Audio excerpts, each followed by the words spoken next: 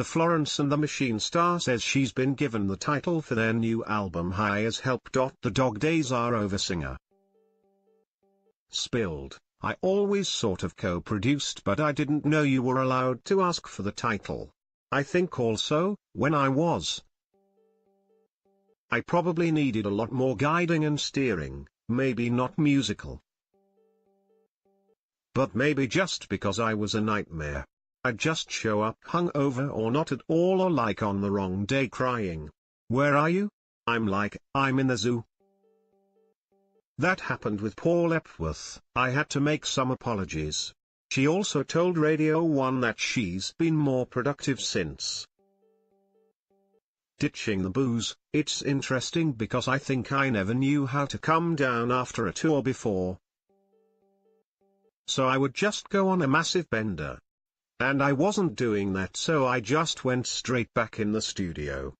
But Florence admits that it was the parties that attracted her to showbiz in the first place, adding, "I definitely wasn't one of those people who got into the music just for the music. I definitely was up for it, but I think what was nice was when that fell away. I was like, I love making music so much." Florence and the Machine will headline BBC Music's The Biggest Weekend this month. Backstage with Reef. The West Country Rockers drop revelation today. Their first album since 2000's Getaway, and the first with new guitarist Jesse Wood. I caught up with Jesse to discuss their new music and whether his Rolling Stone dad Ronnie likes it. "How are the new songs going down, Liv? I think we sound the same, if not better. We're integrating new songs with the old. We tested them over a couple of years and let them grow. You can gauge a feel from the aunts to what sort of energy the song has. Revelation is classic rock record with lots of other elements chucked in. Songs like Precious Metal and Revelation will please the old fans. Then we have a bit of gospel, soul and country in there. Sheryl Crow sings on My Sweet Love. We were shocked and completely chuffed to bits when she agreed to do it. I've known her through my dad. She loved the song and it all magically fell together. Reef are legendary surfers, do you? I grew up in Richmond in the suburbs of London. The nearest water I had was the Thames. I watched them do it from the beach. You're from a rock and roll family. Do your kids play too? They all have a little strum on the guitar, they've got it in them. I play a lot of Royal Blood, Old Soul, Pearl Jam. I also listen to my dad's music, The Faces and all that. I try to teach my kids. Give them a broader choice of other music. What does your dad think of Reef? He's heard our album and really loves it. He's enjoying life still. We are touring the same time as Rolling Stones. I'm definitely going to see them, but he's a busy old cocker. Catch Reef around the UK through May and June.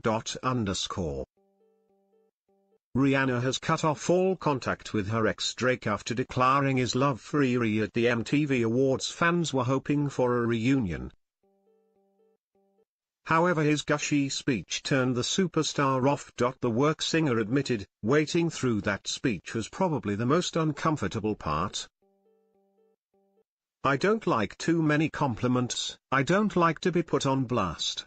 Now the pair don't speak. We don't have a friendship now. But we're not enemies either, Riri added. Although there could be hope yet.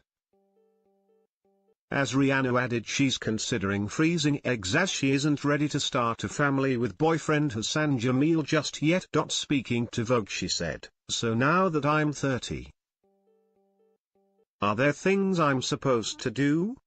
Should I be worried? Should I be freezing my eggs?" Vogue's June 2018 issue is available nationwide May 22. Pooling talent Celine Dion's Heart Will Go On. Thanks to Deadpool. the diva delivers a show-stopping ballad for the Deadpool 2 soundtrack called Ashes. Naturally, Deadpool gets involved, pirouetting around the singer in the video. But they don't see eye to eye at the end, with Ryan Reynolds telling her, "It's too good. This is Deadpool 2, not Titanic. You're like an 11, we need to get you 5.5, tops." Celine hits back, "This thing only goes to 11, so beat it, Spider-Man." Reynolds signs off with, "Should have asked NSYNC." The soundtrack is out May 18th. I tease Aguilera 16 years later, and Christina Aguilera is still getting dirty. In her new music video for Accelerate featuring Ty Dolla $ign, Christina covered herself in sticky goo, proving she's still the same girl. The track-inspired single is produced by Kanye West and is the first taster of her forthcoming LP Liberation, out June 15th. I'm guessing the goo was Kanye's creative idea. Nice to see a fancy dress there's a new supergroup in town, and it looks like they've all raided Sia's fancy dress box. LSD features, and stands for, Labyrinth. The aforementioned Sia and Diplo. Lab hollers, "You think I'm batty crazy over Poptastic first single Genius, which mixes violins with a dub and old school big beat rhythm." Individually the three have sold more than 100 million records, so expect their collaboration to be huge. An LSD album will follow later in the year. Listener Plan B, Heaven Before All Hell Breaks Loose.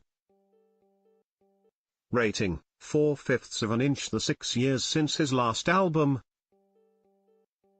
Mr. B has seen Rag and Bone Man follow his gravelly retro soul to success. But this powerful return shows how he became so huge. The likes of the title track and Sepia are equally beautiful and thought-provoking, while the furious guess again reminds us of his hip-hop roots. A heavenly comeback. Tovs Duoka, Sway, rating, 4/5. The Norwegian popstar has toured with Katy Perry and Lorde, and her tight electropop is as tuneful as anything they've produced. By turns uplifting and inventive, it packs a lot of emotion and hooks into half an hour. Hardcore fans be warned, though.